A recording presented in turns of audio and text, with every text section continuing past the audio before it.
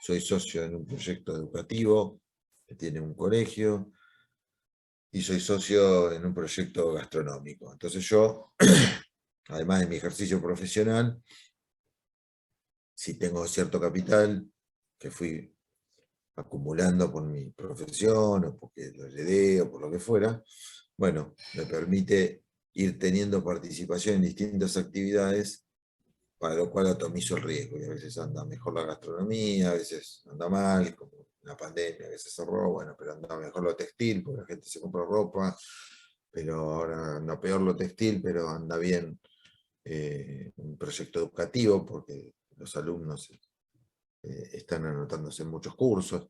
Bueno, entonces me permite, obviamente, cuando todo anda bien, ando bárbaro, y cuando anda alguna más o menos, compenso los riesgos, ¿no?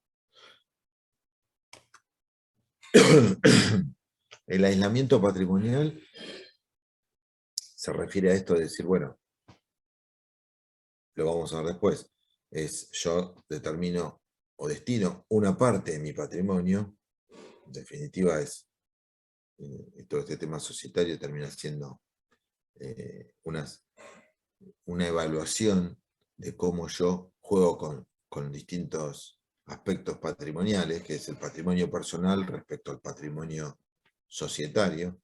Yo afecto una parte de mi patrimonio personal a el patrimonio de la sociedad. Y hay que ver si lo quiero limitar a eso, porque si lo quiero limitar a eso, obviamente van a poder mis acreedores, ante algún incumplimiento, atacar el patrimonio que yo afecté a la sociedad, pero no mi patrimonio personal, ¿no? Lo separo, a una separación patrimonial de lo que es el patrimonio personal del patrimonio societario.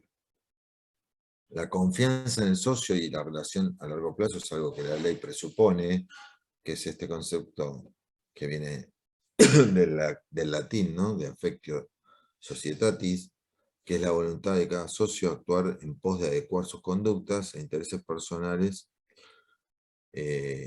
egoístas, porque todos se presupone individualista la persona, digamos, o por lo menos sus intereses, adecuarlos a una sociedad. A una sociedad no, una sociedad, digamos, de un país, sino se refiere a una sociedad comercial, como en este caso. Es decir, que todos los socios tiren para el mismo lado a fin de cumplir con el objeto social. No quiere decir que no haya disenso, digamos, y que tampoco surjan conflictos, ¿no? Después pueden surgir, como les decía, y terminar con una intervención judicial. Poner el fin de la sociedad por encima del personal, ese sería el lema del affectio societatis. El ejemplo de la heladería de Voto, bueno, lo puse acá porque es un caso de conflicto, ¿no? Digamos. Ahora se lo muestro. Después tenemos créditos bancarios beneficiosos también, otra ventaja de tener una sociedad, pues yo constituyo una pyme, entonces tengo acceso a crédito para ese emprendimiento que estoy desarrollando, que a título personal me sería más complejo, digamos, acceder, porque sería una persona física con actividad comercial, no para lo que es una entidad financiera y demás. Y bueno, generalmente hay más reticencia porque ahí el patrimonio queda mezclado, el patrimonio personal con el del propio proyecto. En cambio, cuando constituyo una sociedad, me da cierto formalismo, tanto por el estatuto que la constituye, el contrato social, su inscripción, el que tenga un ente regulador, como les comentaba, la IGJ en capital, la Dirección Provincial de Personas Jurídicas en provincia, que ellos tengan que ir llevando libros societarios debidamente, digamos, autorizados, publicados, que tenga que ir llevando contabilidad, que tenga que ir llevando actas en esos libros de directorio, de lo que es la administración de la sociedad, de asamblea, que es presentarle los resultados a los socios, de los balances y demás, digamos, todo eso me da un formalismo de constituir una sociedad que, por más chiquita que sea, el formalismo me da acceso a que el banco, digamos, yo tenga mejor scoring, se llama, digamos, mejor posibilidades de acceso al crédito por la evaluación que el banco haga de la sociedad, sobre todo cuando va ya generando cierta facturación, cierto historial, ¿no? Inicialmente es para proyectos y después ya pasa a ser no solo para proyectos, sino para ampliar esos proyectos, porque evalúan también ya la conducta del pasado, tanto la conducta crediticia como de ingresos y egresos, como me fue financieramente, ¿no? Financieramente, económicamente y antecedentes. O sea, a veces hay tasas accesibles, subsidiadas, que sirven para tal fin. Después hay ventajas impositivas, con alguna reducción de alícuotas o planes de pago que yo como sociedad tengo y como persona física no. Acá le poníamos este tema de la heladería que decía por un titular de un diario, ¿no? Que se había copiado. Había sido caso, digamos, donde la Cámara Nacional en lo comercial, la Cámara, obviamente, hay juzgados comerciales, después está la Cámara de Apelaciones y después la Corte, ¿no? Como siempre saben, tienen 2, 3 instancias en cada fuero. En el comercial tenemos la Cámara Nacional, ratificó la intervención judicial, eso que comentamos hoy, que uno recurre a una intervención judicial ante un conflicto societario de una sociedad porque sus dos únicos miembros, eran dos, no se ponen de acuerdo en tomar decisiones imprescindibles para el funcionamiento de la empresa, que es, en este caso, ese caso que les había puesto, donde en el affectus societatis, que se presupone una condición esencial para la Constitución, después puede romperse en algún momento, ¿no? Esto, como salvando las distancias, el matrimonio, digamos, se constituye, se supone que hay ciertas características en el momento de concretarse el hecho civil, a partir de eso, digamos, se desencadena, digamos, ya en una película de sucesos que no siempre se mantienen en el tiempo. Bueno, en el caso societario, lo mismo, nace con el afecto societatis, en algún momento puede llegar a quebrarse y a partir de ahí empiezan los conflictos. Si no se solucionan de manera consensuada y ordenada, requieren una intervención judicial que diga, bueno, a ver cómo lo solucionan, que divida los patrimonios, que diga, bueno, esto corresponde, esto no corresponde. Bueno, esto era una pelea de socios que terminó con una intervención judicial de una heladería. O sea, estamos hablando de una sociedad que tampoco era una que cotiza en bolsa de las 20 o 30 más grandes del país. Bueno, así todo, surgen estos conflictos.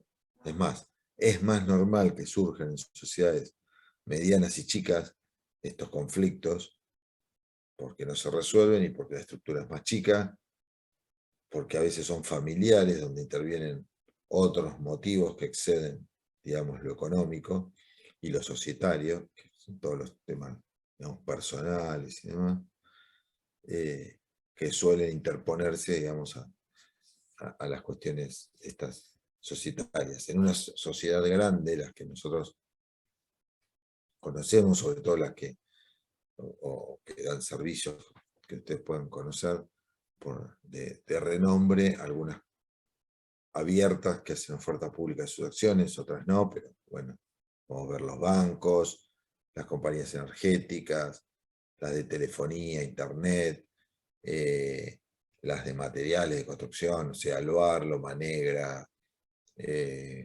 Pampa, Telefónica, los bancos, cualquiera de ellos, de Nore, de Sur, cualquiera de esas, la mayoría cotizan en bolsa.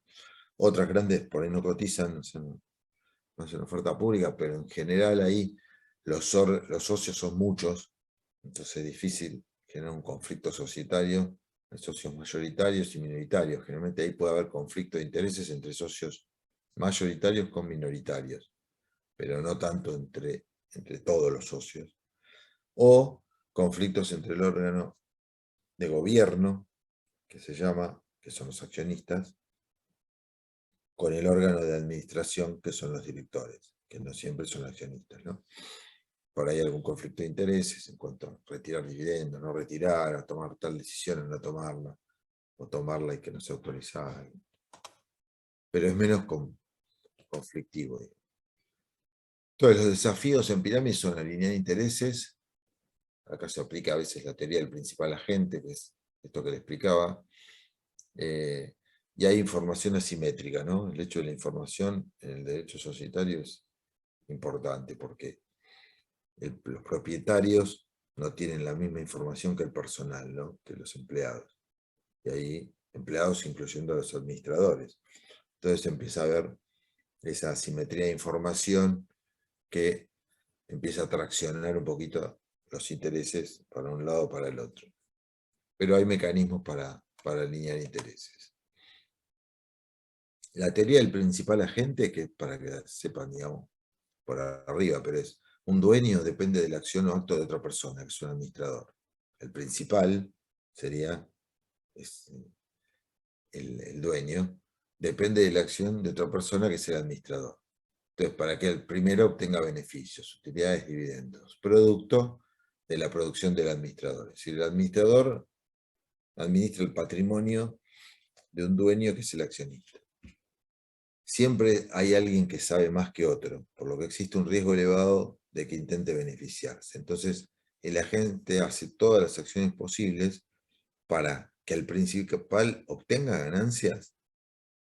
Esa es la pregunta. ¿Qué incentivos tiene la gente? Es decir, acá, ¿por qué se veía un conflicto? Porque el administrador trabaja para que el accionista, digamos, gane más dinero. Ahora, ¿hace todo lo necesario para que gane más dinero? ¿O trata de ver cómo gana su sueldo, su salario? ¿Cómo alinea los incentivos para que el administrador casi se sienta como el dueño, como el accionista, o trate de ganar lo máximo posible como si fuera el dueño? Bueno, hay sistemas que se desarrollaron en las empresas grandes sobre todo, donde los directores y demás tienen los famosos bonus, o sin hacerlos socios de la empresa, los hacen participar en las ganancias, por ejemplo. Entonces puede ser ese un incentivo importante a que los administradores casi defiendan, digamos, los intereses sociales, societarios, como si fueran los dueños, ¿no? Pero esa es, digamos, la idea, ¿no? Así es como se obtienen la mayor parte de las ganancias y la mejor manera de alinear los intereses. Acá estamos, alineación de intereses. Están los inversores, presidente, el directorio, mandos medios, que son las gerencias, y los mandos operativos. Operativos es donde se hace la producción y demás. Después, ¿cómo alinearlo? Lo que le mencioné recién. Hay premios anuales, un porcentaje del resultado anual, le puedo dar participación en acciones, algún beneficio no económico, o económico, pero no salarial, me refiero, se les dan el auto, le pagan los viajes, bueno, lo que fuera. Toda esa teoría, que la estudian obviamente quienes están vinculados a recursos humanos, trata de ver, en definitiva, de solucionar este conflicto de intereses donde yo no me genere en una multinacional, por ejemplo, estamos hablando, que está en varios países, donde desarrolla sus actividades de manera a lo largo de todo el país y en diferentes sucursales. ¿Cómo hago para que cada miembro se sienta parte de la sociedad, digamos, y defienda con su trabajo, digamos, los intereses de la sociedad? Bueno, tengo que generar un sistema que eso lo trate de alinear.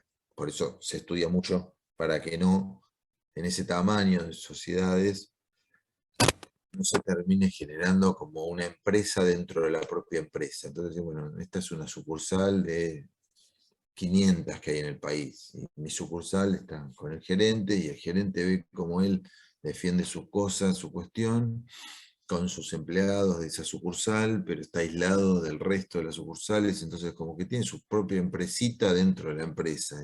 Prácticamente un franquiciado termina siendo más que un empleado de la sociedad alineada con esos intereses, ¿no?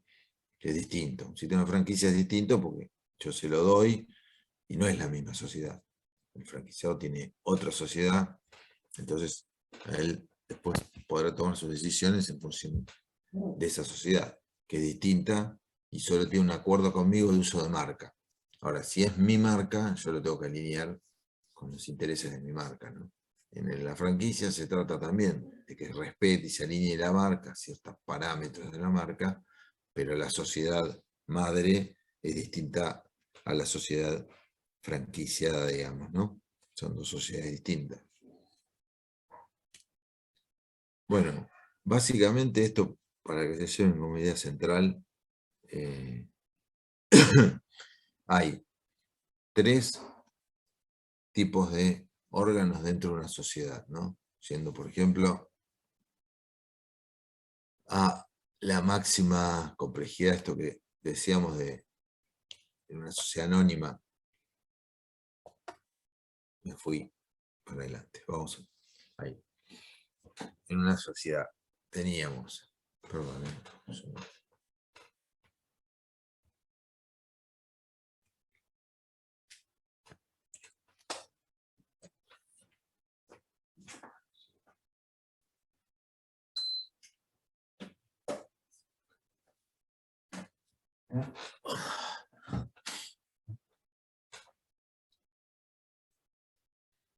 ¿se escucha bien ahí? Sí.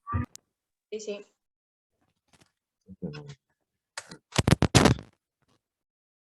Bueno, decíamos entonces que en la sociedad, básicamente en una anónima, por ejemplo, tenemos 3 tipos de órganos. El órgano de gobierno, que se llama, que es la asamblea de accionistas, por excelencia, se hace una asamblea.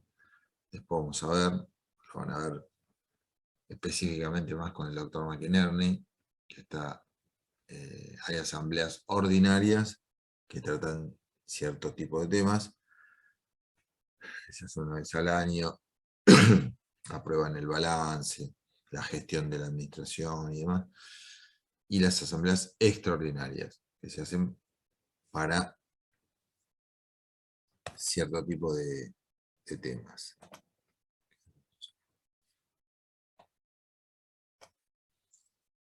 O sea que el órgano de gobierno son los dueños. La asamblea de accionistas, veremos en la SRL, que son los socios y demás. Se llaman de distinta manera, pero siempre acuérdense que el órgano de gobierno son los dueños.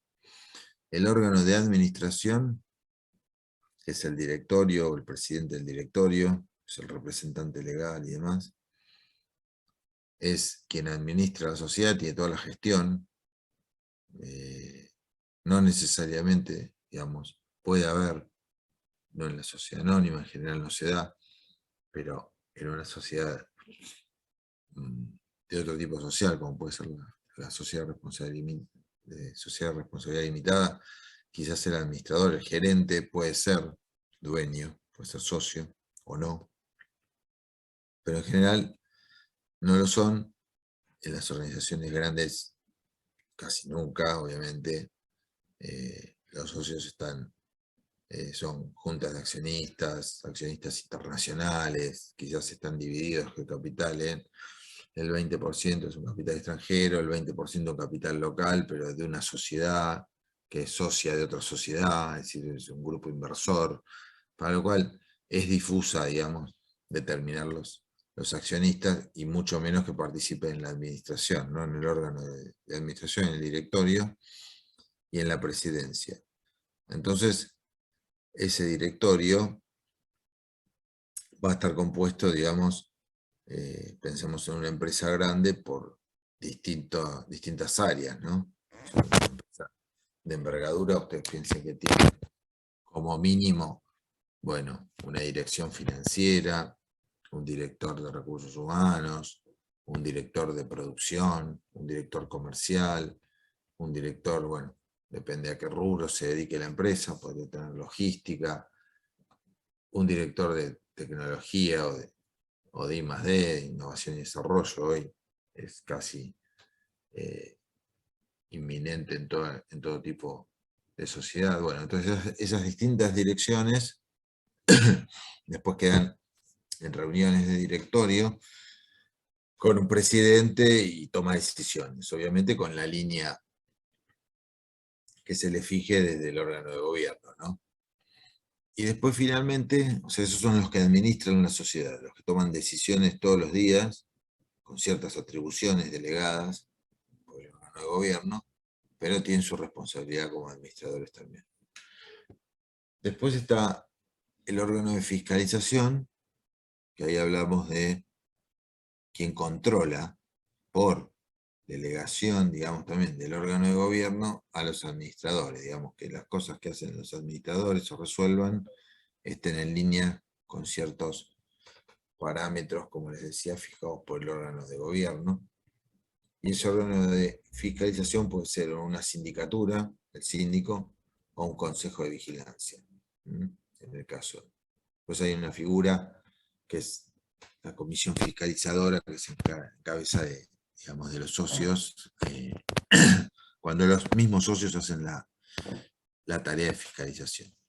Y después son, lo que decía, los que interactúan con la sociedad, llamados como stakeholders, que está el Estado, los clientes, los acreedores, clientes y proveedores, bueno, ya lo conocen de la parte contable, clientes son a los que les vendo, proveedores a los que les compro, con esos voy interactuando, créditos por ventas, proveedores, las cuentas de activos y pasivos, los cobros y pagos y demás, el Estado, porque es siempre un órgano de contralor, depende de la actividad que haga, puedo tener una o más regulaciones, más allá de la societaria, puedo hacer una actividad que además esté regulada por otra ley. Por ejemplo, si soy un banco, además de estar regulado, estoy regulado por la ley de entidad financiera, que además me dice que solo puedo ejercer la actividad con determinado tipo social. Por ejemplo, yo siendo la ley de entidades financieras, establece que un banco puede ser o cooperativa o sociedad anónima. No puede ser, por ejemplo, un SRL. Entonces hay veces que la ley que regula la actividad me impone determinados tipos sociales, con las que puedo ejercer. Bueno, el público en general, los bancos, que generalmente forman parte del financiamiento, de interacción en cuentas y demás, y los acreedores, que son los que les debo, dentro de los cuales pueden estar los bancos, ¿no? Bueno, la Ley General de Sociedades, en el artículo 1, la definición es que habrá sociedad si una o más personas, antes de la reforma, esta es una de las diferencias, ¿no? Hay varias diferencias entre la modificación, digamos, cuando se unificó el Código Civil y Comercial, también se hicieron reformas a la Ley General de Sociedades, relevantes, bueno, donde las sociedades simples es una, las sociedades de la sección cuarta, después está el tema de sociedad entre cónyuges, bueno, hay dos otros temas relevantes, pero el más relevante es esto de la sociedad unipersonal, por ejemplo, la sociedad incluso anónima unipersonal, la SAUP, surge a partir de que se puede hacer una sociedad de una sola persona. Entonces dice, habrá sociedad si una o más personas, antes era dos o más, siempre se necesitaban más de una. Ahora te permite hacer una sociedad unipersonal. Es medio, digamos, en algún punto contradictorio, pues es una sociedad de uno, digamos, es la verdad, es raro. Es como si yo dijera que hay un matrimonio de una persona que se casa con sí mismo, ¿no? Es una cosa no muy entendible desde el punto de vista del vocabulario, más que nada, que aplica. Si esta se entiende desde la intención, ¿no? Decir, bueno, ¿por qué no puedo hacer una sociedad o usar una cobertura social como una sociedad anónima, una persona sola? Esto que yo decía, si soy una persona física con actividad comercial y no tengo ganas de tener un socio con el que coordinar temas, no necesito capital para acumular, eso que marcamos hoy como ventajas, no las necesito, bueno, para no quedar en una manera media, no irregular, pero de una manera sin todo eso que yo les decía que es necesario ante terceros, ante los organismos de contralor, ante los terceros con los que interactúo, clientes, proveedores, bancos, etcétera, quedar como una persona física que ejerce actividad comercial, que no tiene el formalismo de una sociedad que lleva libros, que tiene, digamos, decisiones escritas, organizadas y demás. Bueno, es darle la posibilidad a esa persona física con actividad comercial de tener una cobertura societaria, ¿no? Por eso básicamente es el espíritu de la ley en cuanto a esta modificación de que una persona pueda tener, digamos, una sociedad. Entonces, finalmente habrá sociedad si una o más personas en forma organizada, que habla del concepto de organización, conforme a uno de los tipos previstos en esta ley, segunda definición, tiene que estar acorde a uno de los tipos sociales, no puede decir, bueno, yo inventé la sociedad de tal formato, no, tiene que ser uno de los tipos sociales, sociedad anónima, sociedad de responsabilidad limitada, comandita, como vimos, bueno, todos los que fijan. Se obligan a realizar aportes, es decir, hay que escindir de mi patrimonio personal algo para poner en la sociedad, al patrimonio societario, para aplicarlos, esos aportes, a la producción o intercambio de bienes o servicios. Y a partir de que apliqué esos aportes en mi patrimonio personal, después veremos los aportes, como pueden ser en efectivo, pueden ser en especie, para participar de los beneficios y soportando las pérdidas, obviamente, acorde a cómo vaya el resultado del negocio, ¿no?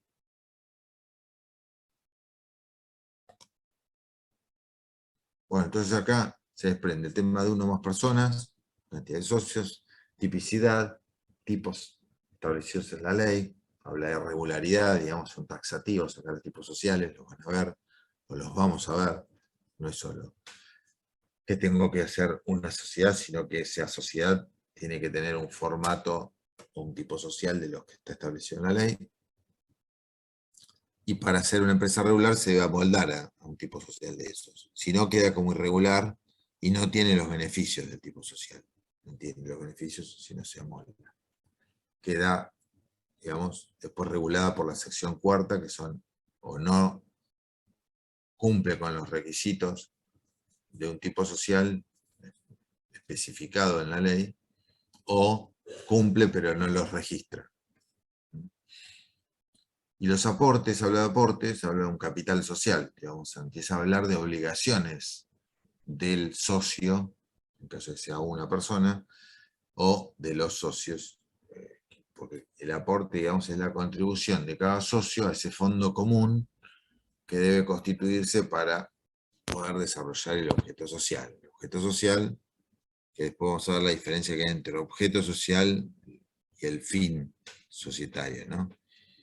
La finalidad respecto al objeto. El objeto es como la actividad a desarrollar, pero la finalidad de la sociedad termina siendo, a ver si tiene fin de lucro o no fin de lucro, y vamos a obtener ganancia. El objeto social es a través del cual voy a desarrollar mi actividad para obtenerlas.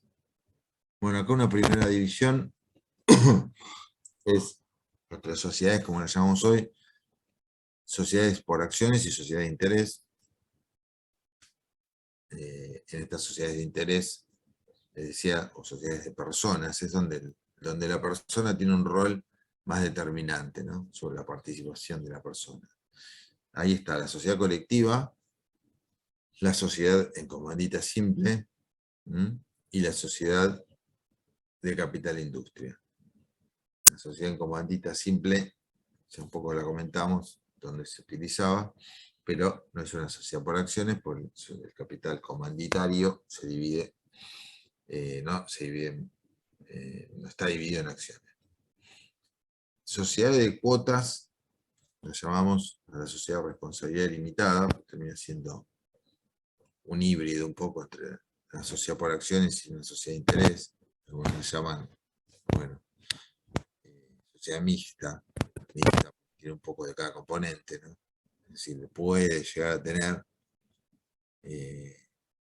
relevancia la participación de ciertos socios, pero a su vez tiene algunos funcionamientos y formalismos que se parecen o están en línea con el funcionamiento de una sociedad anónima. Entonces es como una sociedad que usa o tiene características un poco de los dos tipos, ¿no? De las sociedades por acciones y de las sociedades de interés. Y las sociedades por acciones está la sociedad anónima por excelencia, la unipersonal, que es un derivado, porque es la misma, pero de un solo socio, pero tiene un funcionamiento diferente, ciertas exigencias diferentes de la ley. Y la sociedad en comandita por acciones, que es igual que la comandita simple, pero está regulada dentro de sociedades por acciones, porque obviamente el capital, el socio comanditario, se divide en acciones. Y después está la sociedad anónima simplificada, que es la que les decía, que es una sociedad anónima que tiene o tendiente a simplificar, surge, digamos, de una ley diferente, no está regulada acá en la Ley General de Sociedades, sino que surgió como una figura nueva hace unos años para poder simplificar los trámites y digamos, enfocada a los emprendedores y a desarrollar, digamos, actividades nuevas con una cobertura societaria rápidamente, digamos, en cuanto a la constitución, funcionamiento y demás, que sea bastante sencillo, y esa fue cuestionada un poco por esto que decíamos de la administración actual de la EGJ en cuanto a que esa simplificación de ciertos trámites y de ciertos controles pueda ser tendiente a que las empresas, perdón, los socios básicamente de esas empresas lo utilicen, digamos, para fines no deseados. Bueno, la sociedad de cuotas, la sociedad responsable limitada, y la sociedad simple, que surgió también después de la reforma, eran las ex sociedades de hecho. Sociedades de hecho eran contratos escritos o no, que había entre 2, 3 conocidos, que era la persona física que hacía una actividad comercial, pero con un amigo, o con dos. Y bueno, había una sociedad de hecho entre ellos, tenían una explotación comercial, un comercio, no había un contrato firmado de cuánto se llevaba cada uno, pero en definitiva se dividían las partes iguales, eran dos amigos, se llevaban mitad y mitad, pero no estaban por contrato escrito, que se llevaban mitad y mitad. Entonces, ¿qué pasa? Eso era una sociedad de hecho, era una sociedad, pero no era una sociedad, digamos, regular, establecida en la ley con el funcionamiento. Entonces, todo lo que ahora no cumple con un tipo social establecido, pasó a estar regulado por la sección cuarta, para lo cual tiene ciertas características, que después veremos, de funcionamiento. O sea, a pesar de no estar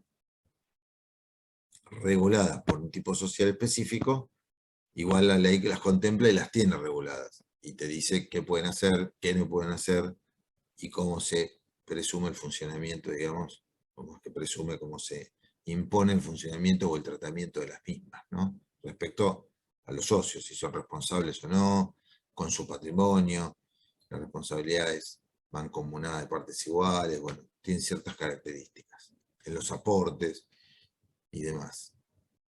Bueno, la organización de la empresa tiene una estructura organizativa, ya habla ahí de organización de manera organizada, participar en los beneficios, ya estás hablando de dividendos, de ganancias, que pueden ser contables, versus las impositivas, ¿no? Eso también cambia.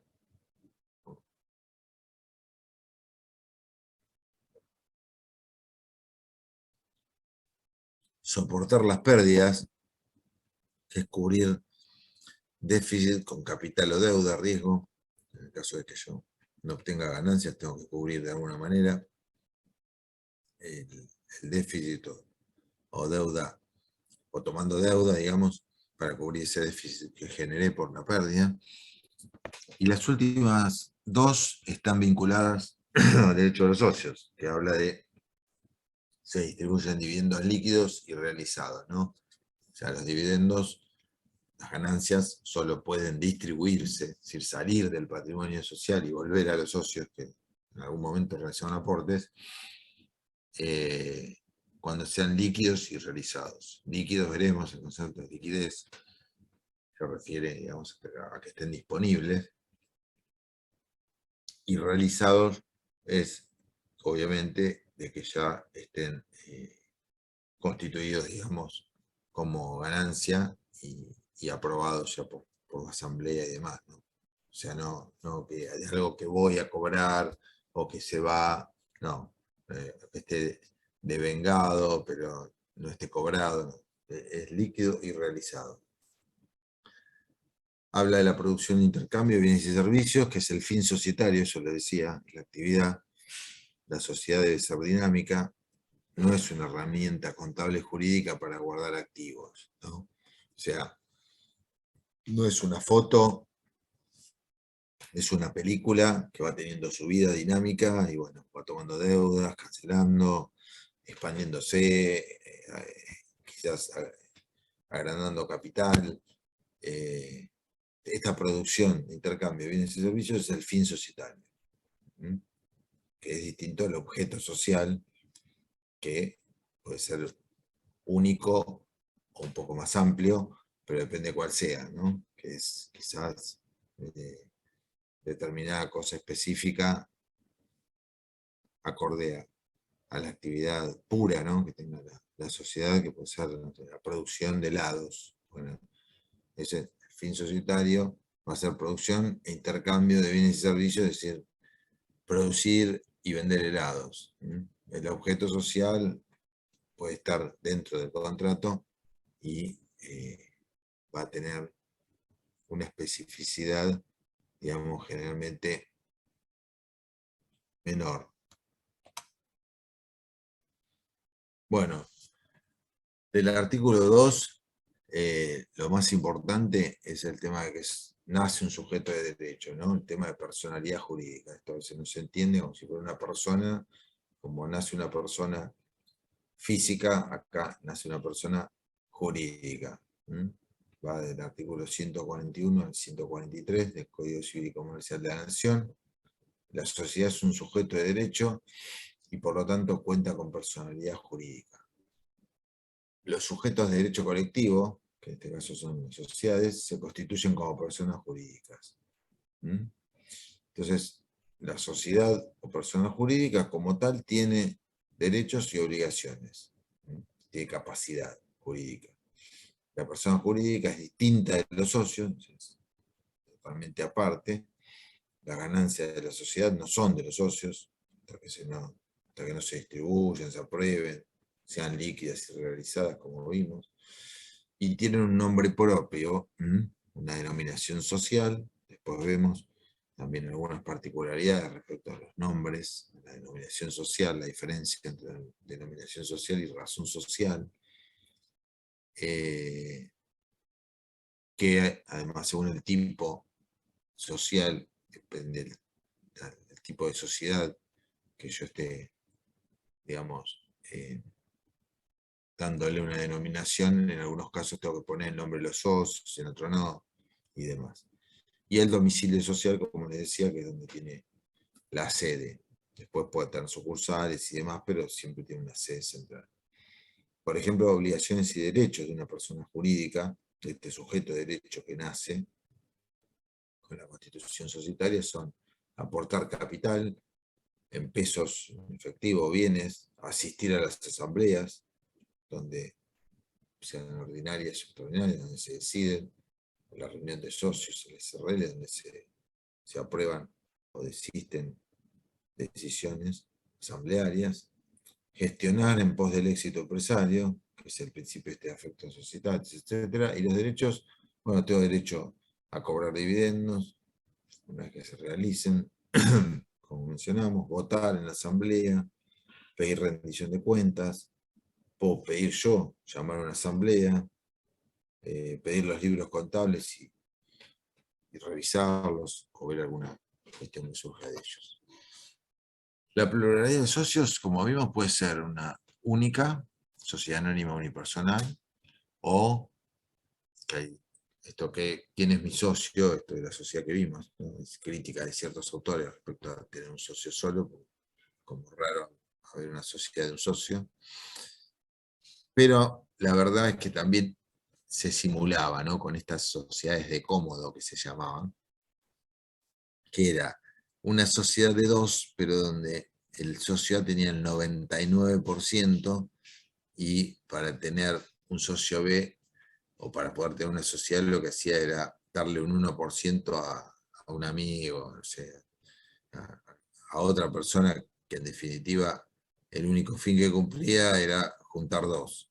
Pero por eso también, como no tenía sentido esto, dijeron, bueno, para no ser 99-1, que directamente el socio A pueda tener el 100 y listo, por más que atente conceptualmente con decir, bueno, cómo es una sociedad de uno, ¿no?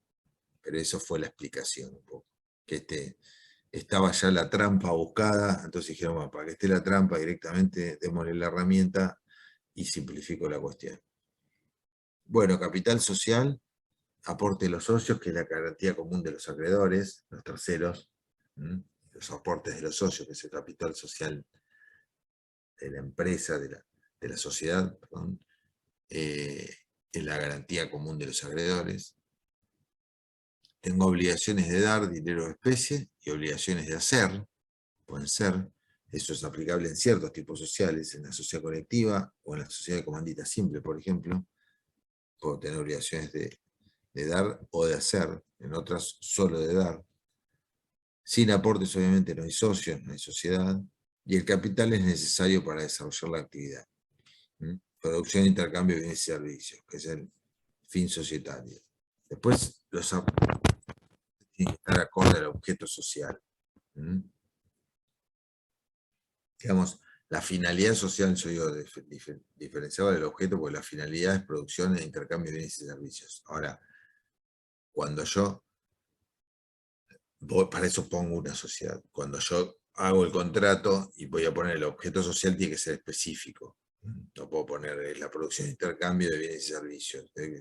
¿Producción de qué bienes? ¿Intercambio de qué servicios? Digamos, tengo que especificarlo, ¿no?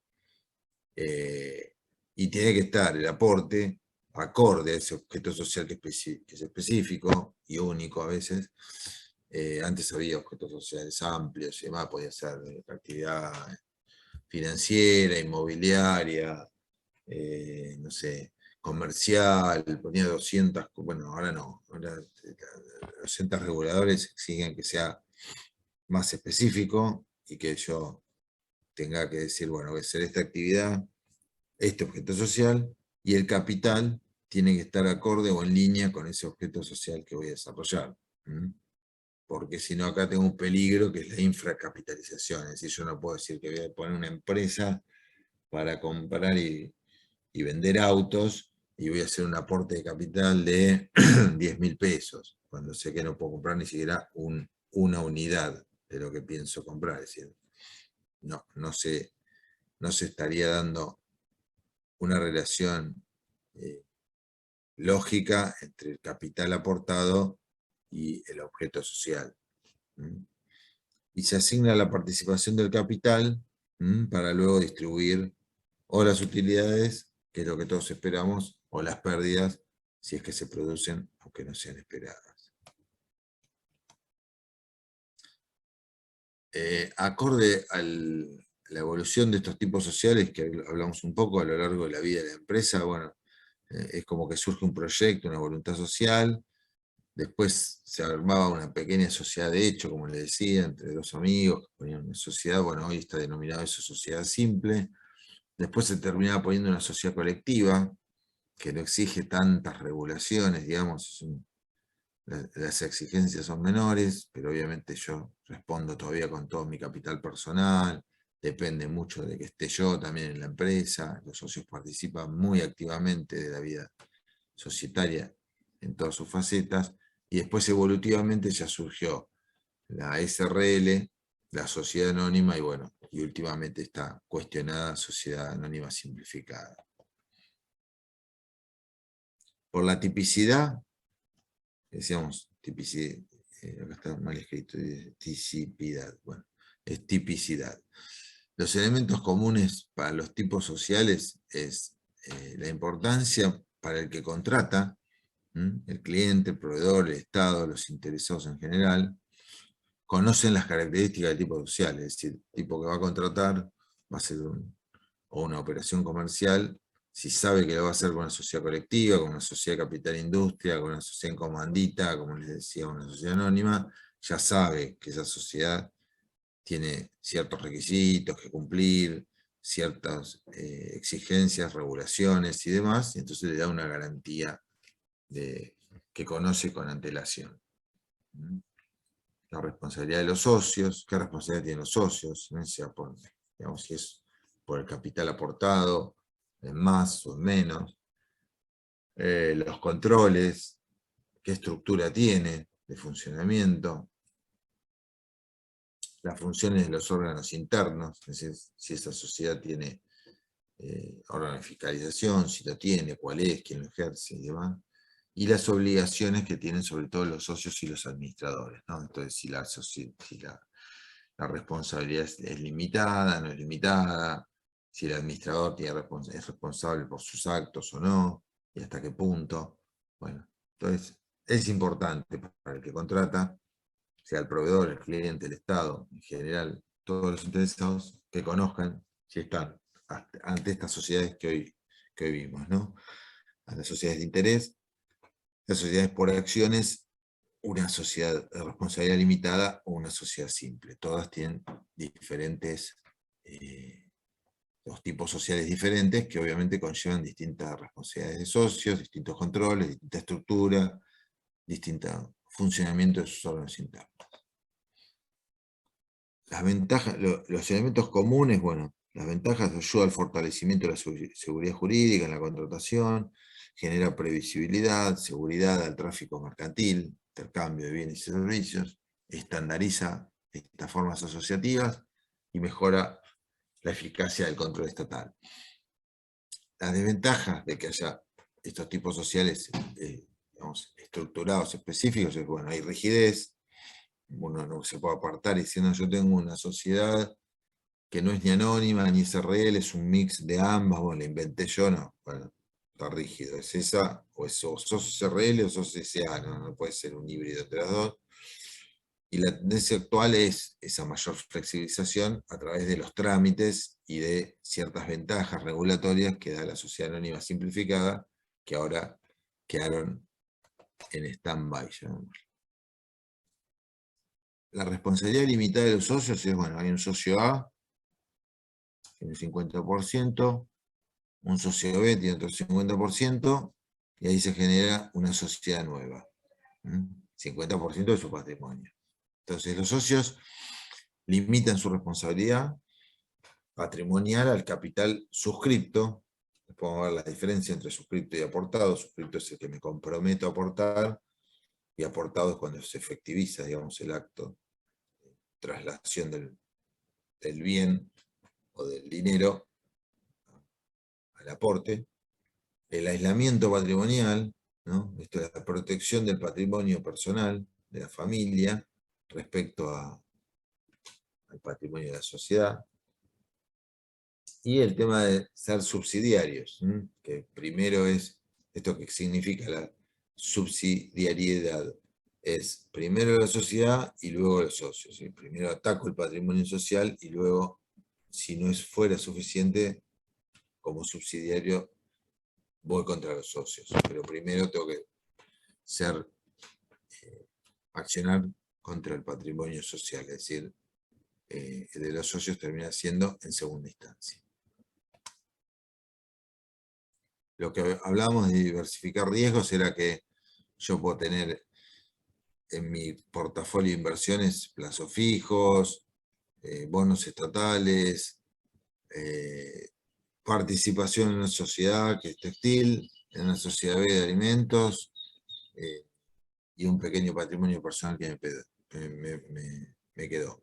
Entonces eso hace que los socios limitan su responsabilidad patrimonial al capital suscripto aportado, disminuye el riesgo empresario por esta mayor diversificación. Y dependiendo de cada perfil del inversor, se puede diversificar las inversiones en diferentes proyectos que obviamente con distintos riesgos, ¿no? Venta de bienes, prestación de servicios, por eso decía, lo importante es diversificar el riesgo.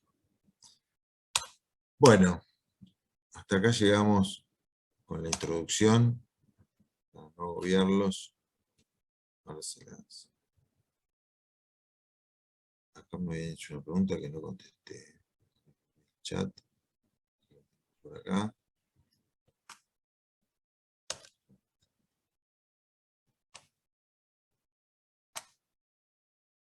Sociedad simple.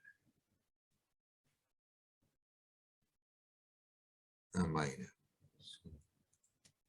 Sí. Puede tener contrato escrito. Sí, la sociedad simple puede o no tener contrato escrito.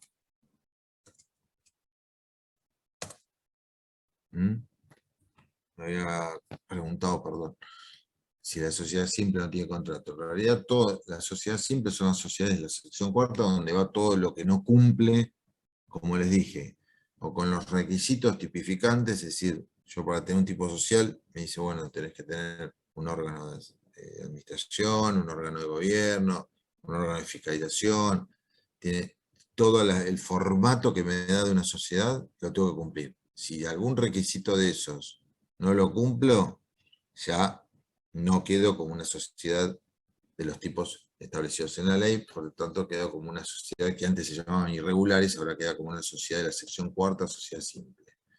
O puedo que, por ejemplo, no tener un contrato escrito es no cumplir con un requisito tipificante. Entonces pasaría a la sección cuarta.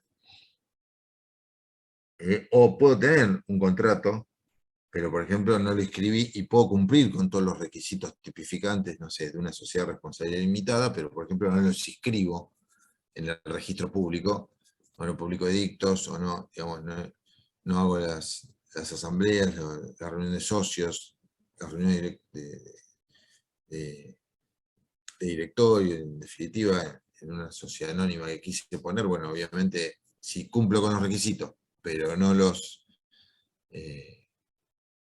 cumplo con los registros, digamos, correspondientes, entonces, en ese caso, tampoco me considero una sociedad, digamos, de los tipos establecidos en la ley. Entonces, también paso por la segunda causal, sería hacer una sociedad simple. Si tengo el contrato escrito, pero por ejemplo no tengo inscripto en personas jurídicas. Entonces, el tema de ser sociedad simple no pasa por si tengo contrato o no tengo contrato, por si es las sociedades que no cumplen con alguno de los tipos especificados en la ley, o sí, siempre conviene hacerlo. En realidad conviene ser una sociedad de los tipos establecidos en la ley. Conviene tener contrato, escribirlo, todo. No caer en sociedades simples. Lo que pasa es que la ley, a rigor de verdad, le ha dado un tratamiento a las sociedades simples, es decir, a las que no cumplen con alguno de los tipos especificados en la ley, o cumpliendo no los escriben, no cumplen con las regulaciones, les ha dado un tratamiento bastante ventajoso, llamémoslo. Es decir, casi se parecen, salvo en el hecho de la responsabilidad de los socios y demás, se le ha acotado, tiene algunas ventajas, obviamente no de las que marcamos ahí, frente a los bancos, frente a los organismos con los que interactúan, frente a los terceros, pero frente a la responsabilidad de los socios y al funcionamiento, la verdad que les ha dado un tratamiento bastante amigable. Quizás porque el legislador sabe que hay muchas funcionando, entonces decir, bueno, ya que hay tantas, vamos a darle una regulación, por lo menos, que es mejor que nada, que no estén reguladas, ¿no? Esto es como adaptar la ley a la realidad. En cambio de tratar de adaptar la realidad a la ley, en algún punto, llamémoslo. Por lo mismo que se hacía el tema de la sociedad anónima unipersonal. Si había sociedades que tenían un socio al 99% y el B, el 1, era como una sociedad de un socio. Entonces, bueno, dijo, bueno, blanqueémoslo. Esto es lo mismo. Si hay un montón de sociedades que tienen contrato, otras que no tienen contrato, otras que no tienen contrato pero no está escrita, otra que funciona como una SRL pero no es una SRL, digamos, ¿cómo le doy tratamiento? Bueno, son todas sociedades que no cumplen con algo, las mando lo que llamaban antes sociedades irregulares y demás, bueno, ahora son sociedades simples y tienen una regulación en la sección cuarta. Que además el legislador lo que sí le da, y ahí sí me parece que es una herramienta interesante, es la posibilidad de subsanación, se llama. ¿Qué es la posibilidad de subsanación?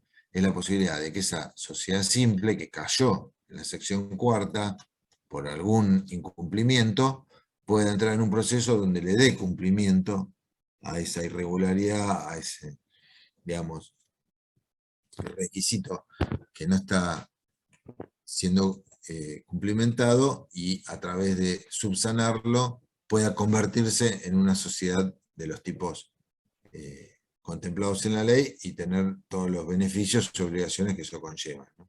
Desde ya. Bueno, con esto yo le subo esta presentación y quizás alguna más, pues ya no llegamos a ver otro tema, por ser, digamos, una introducción esta primera semana, esta primera clase. Me parece que estamos bien, sobre todo para esperar a la semana que viene que podamos tener el listado definitivo de los participantes, el acta formal, digamos. Vayan conformando los grupos entre los que se conocen, quizás vienen estudiando juntos, no, como quieran, de hasta 5 alumnos, como dijimos, y me mandan al mail la conformación de los grupos, y después yo voy a subir para la semana que viene el trabajo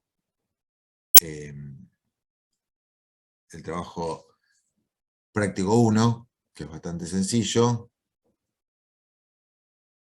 Perfecto. Ahí Jorge Luis dice, crear una plantilla para el armado de los grupos, decís. Genial. Si la comparten, después, listo. Me parece bien. A mí me mandan por mail, digamos, los grupos conformados.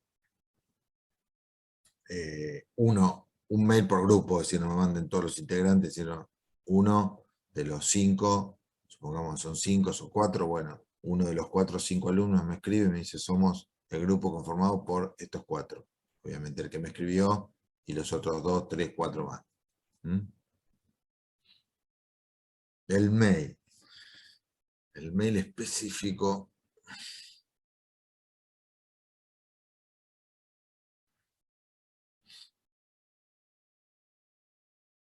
Se los paso.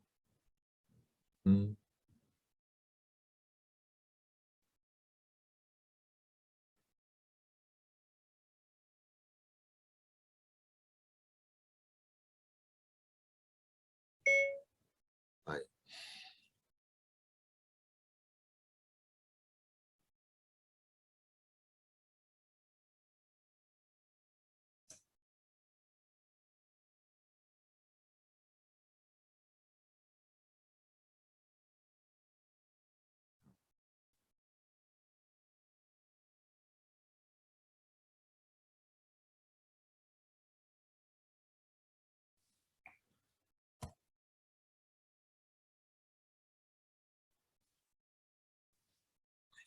Escribir así. No me acuerdo si tenía puntos. Sí, tiene puntos.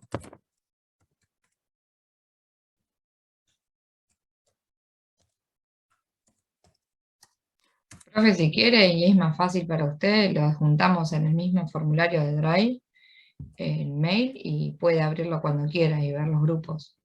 No sé qué es más fácil. Sí, también. Mejor. Este punto econo.unp, me falta .edu.a. Tiene 8 puntos, por eso. Esteban.uslengui, es el nombre, punto el apellido, @econo.unlp.edu.ar. Ahí se los pasé. Bueno, justo quedó cortado el UNLP, pero está bien. Sí, puedo ir al... Dale, perfecto, Micaela, ya terminamos de todos modos.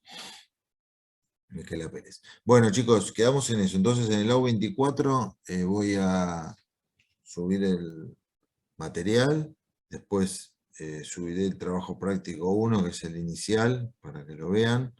Les doy fecha de resolución, pero no va a ser hasta la semana que viene, donde ya tengamos los grupos conformados. que ya les digo, lo recibo por mail o veo si puedo pasar ese documento. El tema es que no tengo el link para mandármelo, ese drive.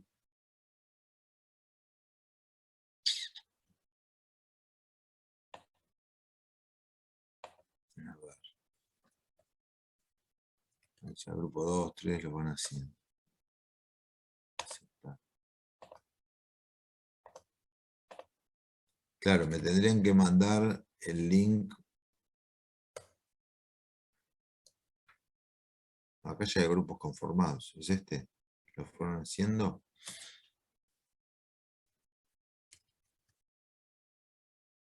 Grupo Sí, sí. 1.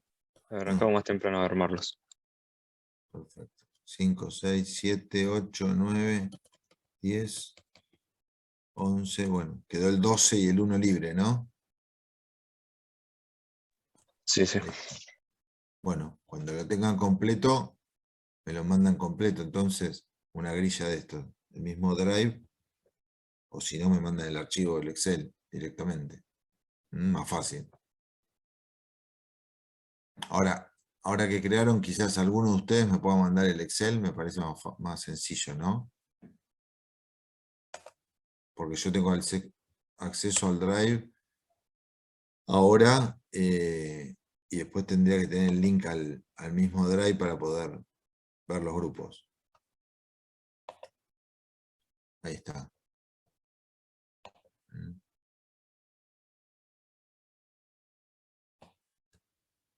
Dale, después cuando estén todos los grupos conformados, te lo enviamos. Te avisamos la Claro, semana que viene. me envían al mail el link del Drive o el Excel directamente, lo que prefieran, y ya está. Y yo de ahí los bajo. Perfecto, mucho mejor que mandar los correos. Hacemos así. Bueno, quedamos en contacto por el lado 24 y la semana que viene nos estamos viendo 7:30, entonces el jueves. Perfecto. Dale. Bueno, Sí, sí. gracias chicos, que tengan buen día. Gracias, profe, nos vemos. Nos Gracias, vemos. profe.